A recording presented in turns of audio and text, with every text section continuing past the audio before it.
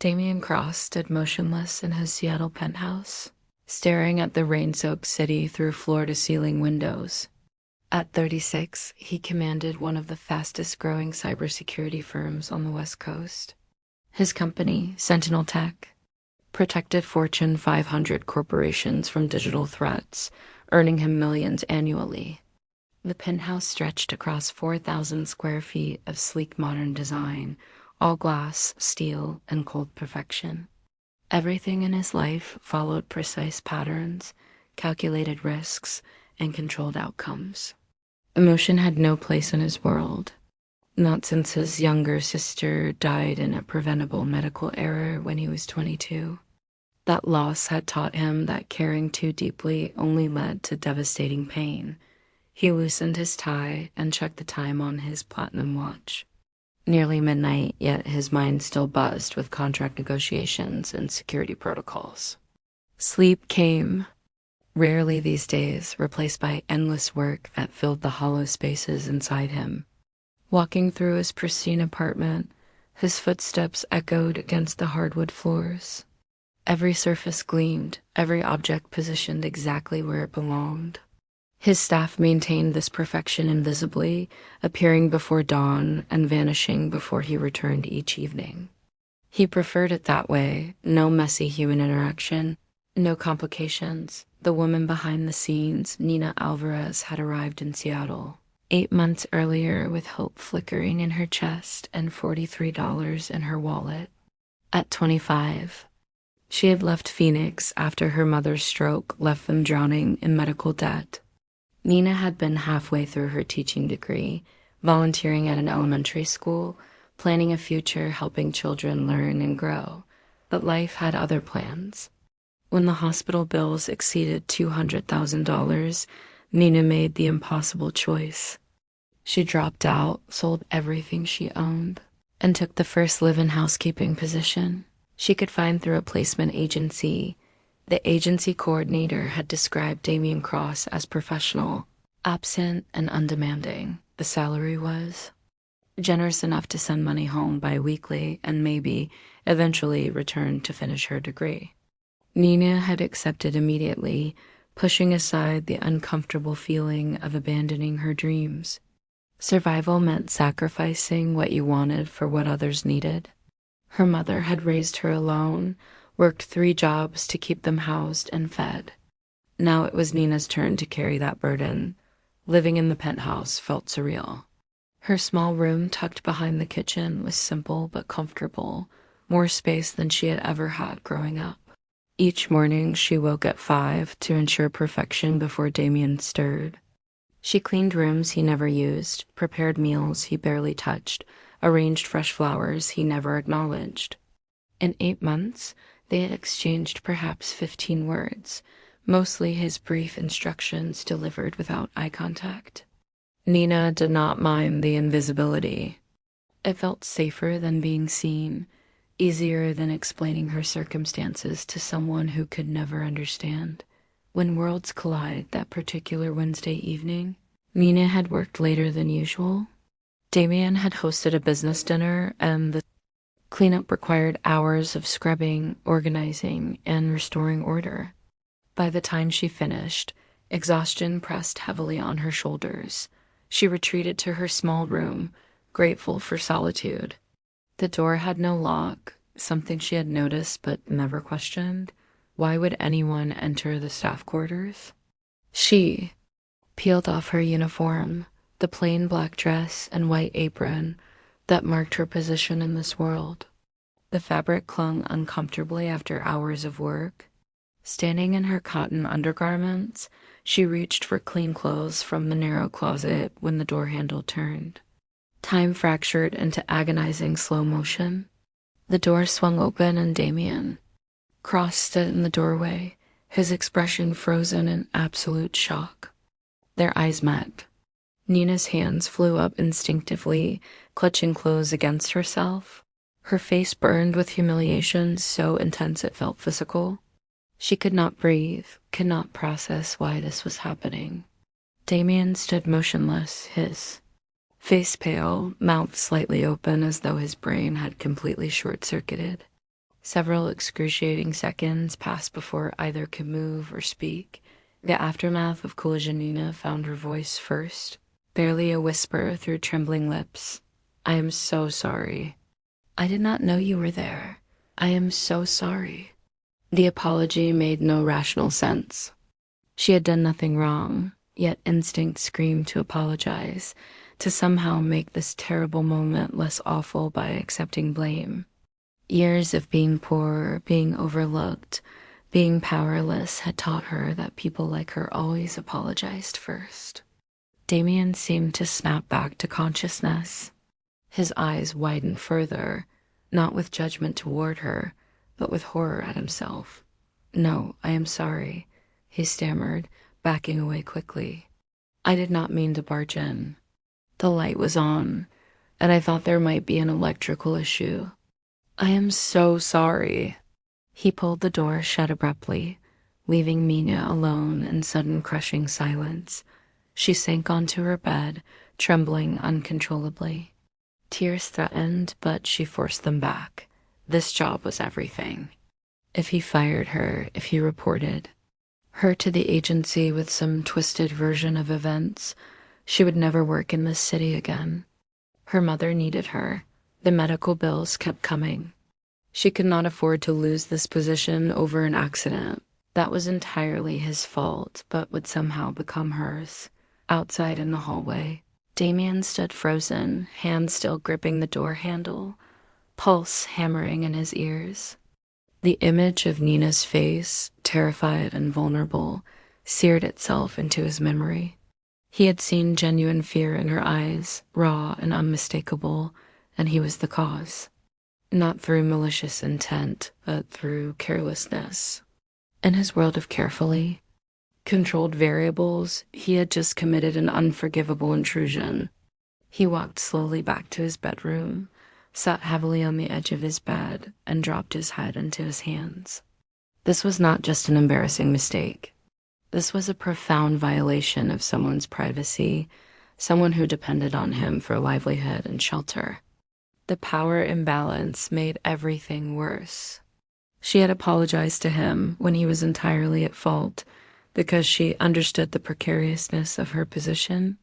That realization made him feel smaller than any business failure ever had. Neither slept that night. Both lay in darkness, replaying those terrible seconds, wondering how they could possibly face each other again, not knowing that this moment of collision had cracked open something neither expected, a doorway to seeing each other as fully human for the first time. Dawn broke over Seattle, painting the sky in shades of gray and pale gold. Damien stood in his bathroom, staring at his reflection with unfamiliar uncertainty. Dark circles shadowed his eyes from a sleepless night. He had built his entire adult life on discipline and rational decision-making, yet one accidental moment had shattered his carefully maintained composure. He dressed slowly in a charcoal suit, his hands unsteady as he fastened his cufflinks. This vulnerability annoyed him deeply. Damien Cross did not lose control. He commanded boardrooms, negotiated million-dollar contracts, and made decisions that affected hundreds of employees. Yet facing his housekeeper this morning filled him with more dread than any hostile corporate takeover dot in her small room. Nina had been awake since 4 a.m. She had scrubbed at her face until it stung, trying to wash away the shame that clung to her skin. Her uniform hung pressed and ready, but putting it on felt like armor she no longer trusted to protect her. She knew she had to face him eventually. Running was not an option. Her mother's last medical bill had been $18,000. The medication alone cost $600 monthly. She had exactly $270 in savings. Pride was a luxury she could not afford. She pulled her dark hair into a tight bun, smoothed her uniform, and took 3 deep breaths before stepping into the kitchen. Her hands moved automatically through the familiar routine of preparing coffee, slicing fruit, arranging everything perfectly. When she heard his footsteps approaching, every muscle in her body, TENSED, Stop breaking the silence. Damien entered the kitchen to find Nina standing by the counter, her posture rigid, eyes fixed on the coffee maker. He cleared his throat softly. She turned slightly, her gaze meeting his for barely a second before dropping to the floor. The fear in that brief glance cut through him like broken glass. "Good morning, Mr. Cross," she said quietly, her voice carefully neutral despite the tension radiating from her entire body. "Nina," Damien began, then stopped. What words could possibly make this better? "About last night. I need you to understand something important. What happened was entirely my fault. I should have knocked. I should have called out. I violated your privacy, and I'm truly sorry." Nina nodded mechanically, still not looking at him. "I understand, sir. It will not happen again. I will be more careful about keeping the door closed properly." Her words struck him harder than any accusation could have. She was taking responsibility for his mistake, protecting herself by accepting blame she did not deserve. It was a survival mechanism he recognized from his own childhood, watching his mother apologize to his father for things that were never her fault. The pattern made him feel sick. "No," Damien said firmly, stepping closer but maintaining respectful distance. "This was not your fault. You have every right to privacy in your own space. I failed to respect that. You should not have to be more careful." "I should." He paused, watching her carefully. "If you want to request a transfer to another household, I will make sure the agency gives you an outstanding reference." "I will understand completely." Nina finally looked up, surprise flickering across her delicate features. "Do you want me to leave?" "Absolutely not," Damien replied immediately. "But I want you to feel safe here. That matters more than my convenience or pride." The sincerity in his voice caught her off guard. In 8 months, she had never heard him speak with such genuine concern.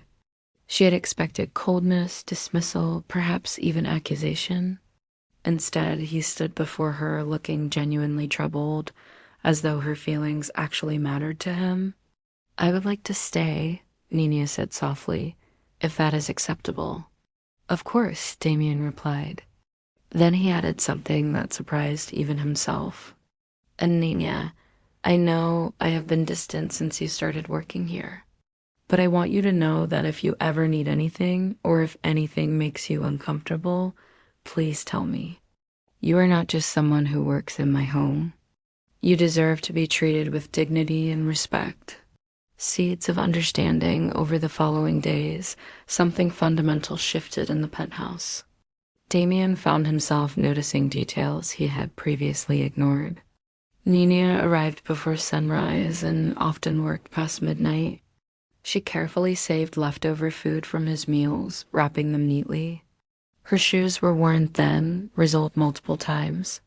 She moved through the apartment with quiet efficiency, making everything perfect while remaining invisible. One evening, returning home earlier than usual, he found her sitting at the kitchen table during her break. She was writing in a small, battered notebook, her handwriting neat and careful. She quickly closed it when she heard him approach, standing respectfully. "Please sit," Damien said gently, loosening his tie. "You are on your break." "I did not mean to interrupt." Nina hesitated, then slowly sat back down. Damien poured himself water and leaned against the counter, genuinely curious. "What are you writing, if you do not mind me asking?" She looked uncertain about answering, then said quietly, "Letters to my mother. She had a stroke last year, and her vision is not good anymore. My neighbor reads my letters to her over the phone." "You must miss her very much," Damien observed, hearing the affection in Nina's voice. "Every single day," Nina admitted, her eyes softening. "But I am here so I can help her. The medical bills from her stroke and ongoing care, they're substantial. What I send home keeps her comfortable and safe." Damien felt something twist uncomfortably in his chest. While he lived surrounded by luxury he barely noticed, Nina worked herself to exhaustion to afford medicine for someone she loved. The contrast between their worlds had never been more stark or more wrong, revealing hidden dreams. What did you do before you came to Seattle? Damien asked, surprised by how much he wanted to know the answer. Nina glanced at him, then down at her hands. I was studying to become an elementary school teacher. I completed 2.5 years at the community college in Phoenix. I was volunteering at a Title I school, working with kids who were falling behind in reading. Her voice carried a wistfulness that made Damien's chest ache. But when my mother got sick, the hospital bills, I had to make a choice. You wanted to be a teacher, Damien said. Not as a question, but as a statement laden with understanding. I still do, Nina replied softly. Someday, when I save enough, I will finish my degree. Those kids, the ones everyone else writes off because they are poor or struggling, they just need someone who believes in them, someone who sees their potential instead of their circumstances. She smiled sadly. I know what that is like, needing someone to believe in you. Damien studied her face, seeing determination beneath the exhaustion. Here was someone with genuine purpose, real dreams that extended beyond personal gain. When had he last wanted something that did not involve profit or power? When had he last cared about anything beyond building his empire? That is a beautiful goal, he said with absolute sincerity. Those children would be lucky to have you as their teacher. Nina looked up, surprised by the warmth in his voice. For a moment, their eyes met and held.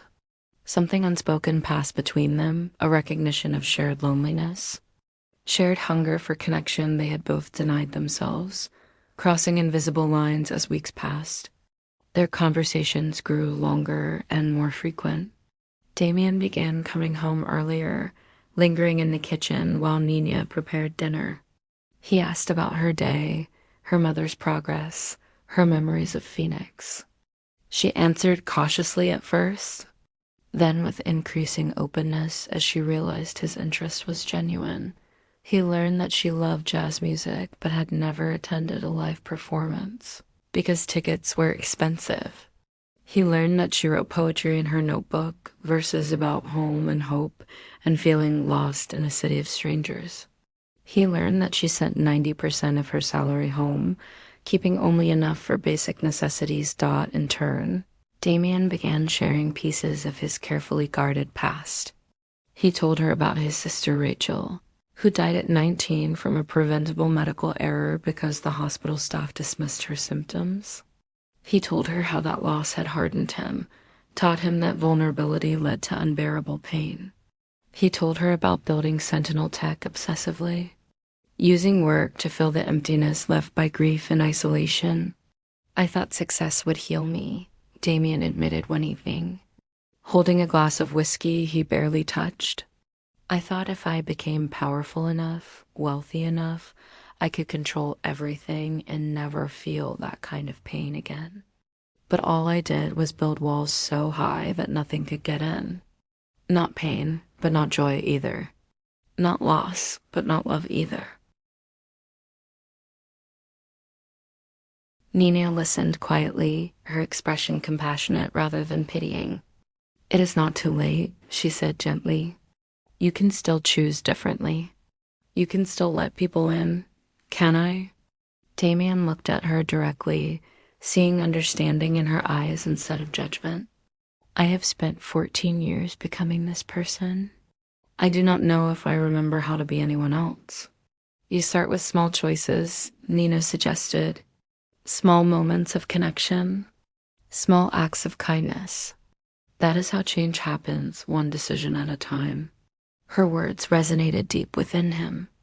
That night, Damien made his first small choice. He anonymously donated $50,000 to the Phoenix hospital that treated Nina's mother, specifically designated for covering outstanding bills for uninsured patients. He did not tell Nina this was not about recognition or gratitude. It was about doing something right simply because it was right. When Nina received a call the next morning informing her that an anonymous donor had covered her mother's medical bills for the next 2 years, She cried tears of relief and disbelief in her small room. The weight she had carried for so long suddenly lifted.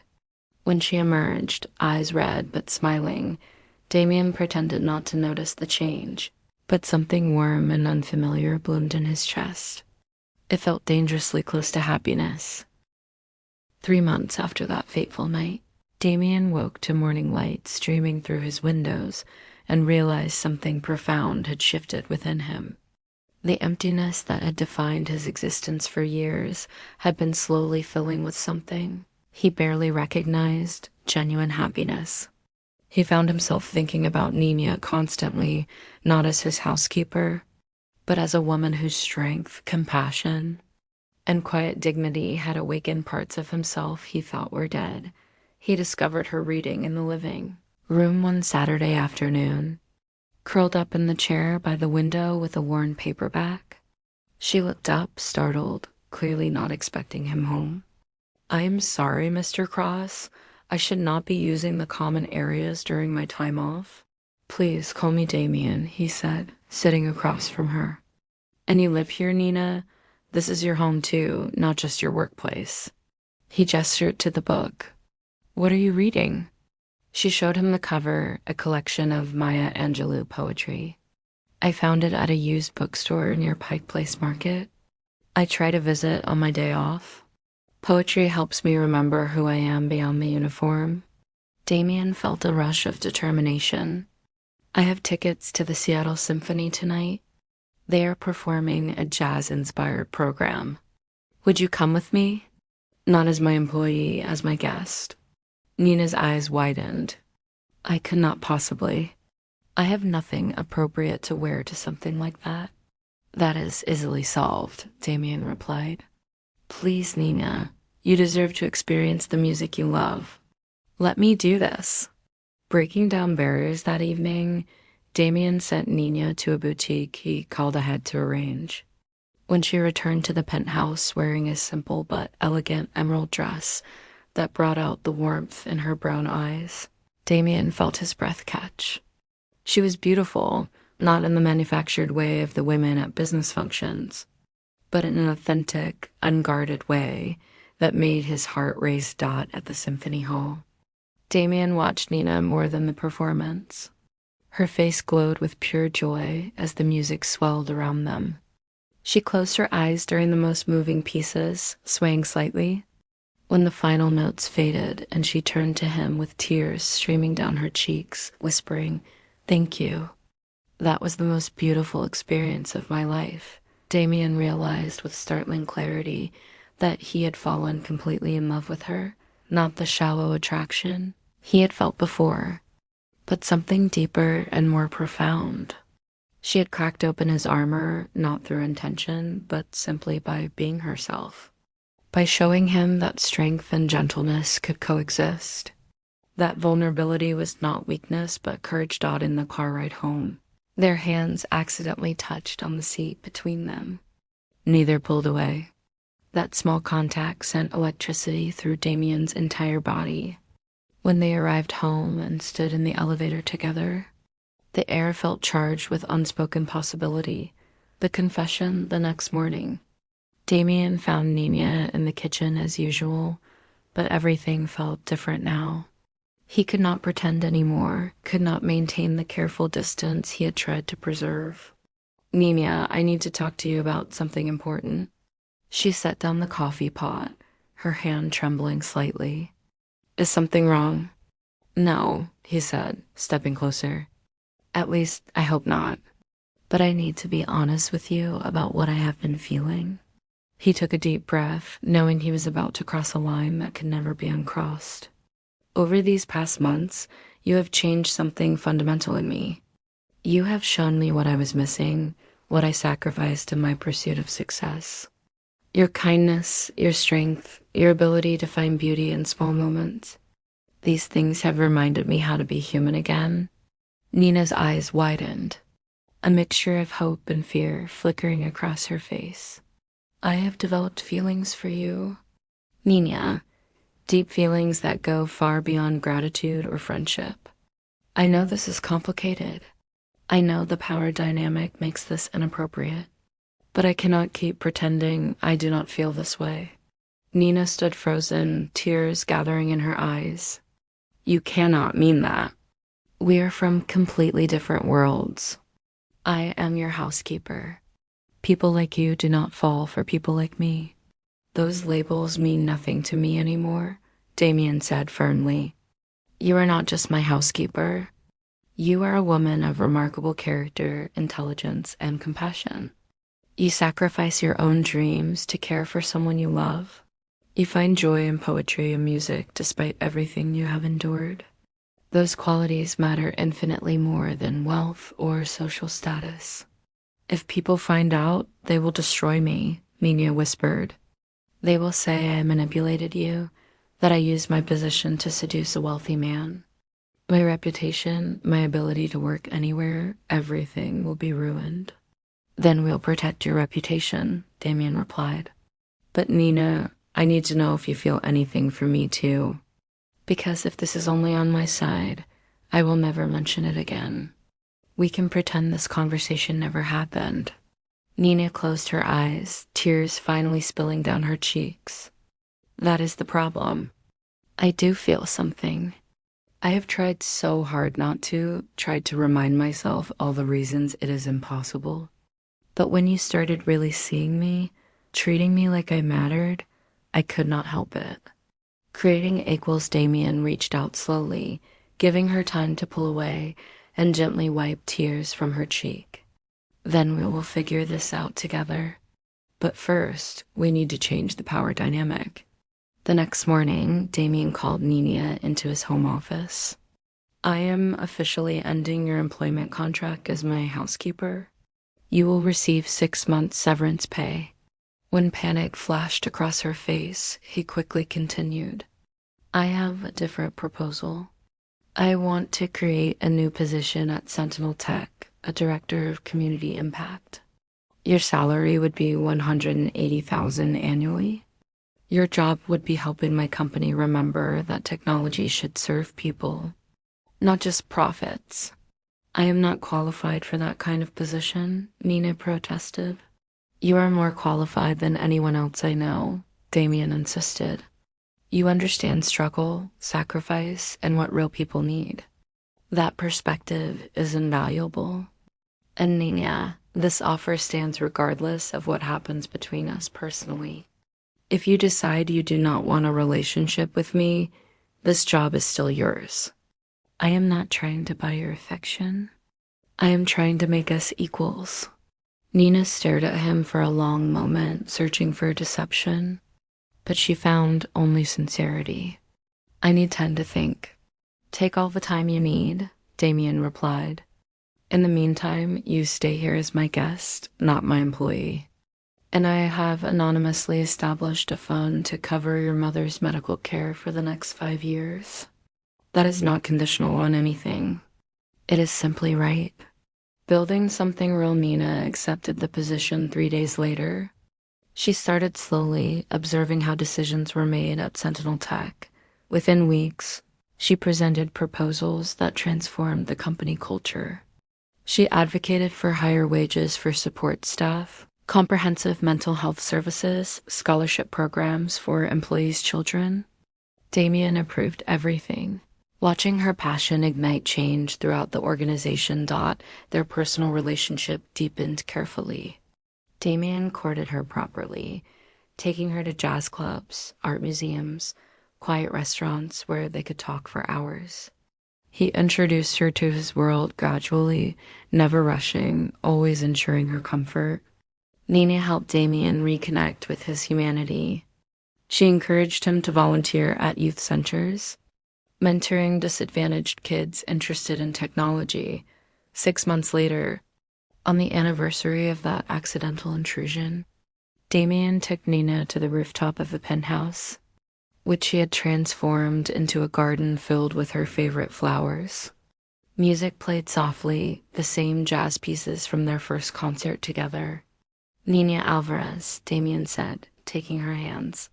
This past year has been the happiest of my life.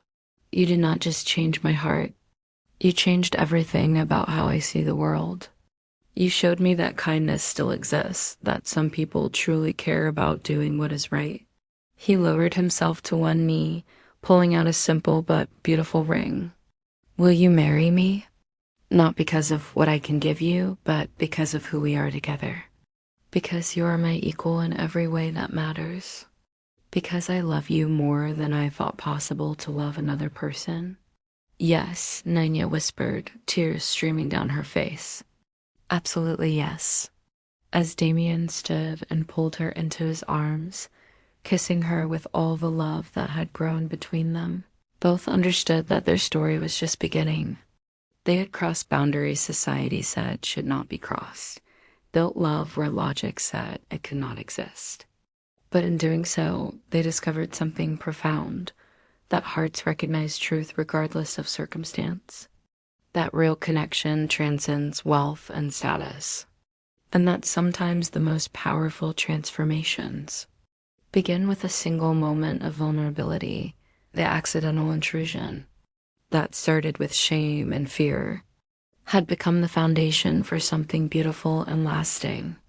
They had seen each other at their most vulnerable, and that honesty had saved them both, cracking open the walls around their hearts and allowing love to finally find its way inside.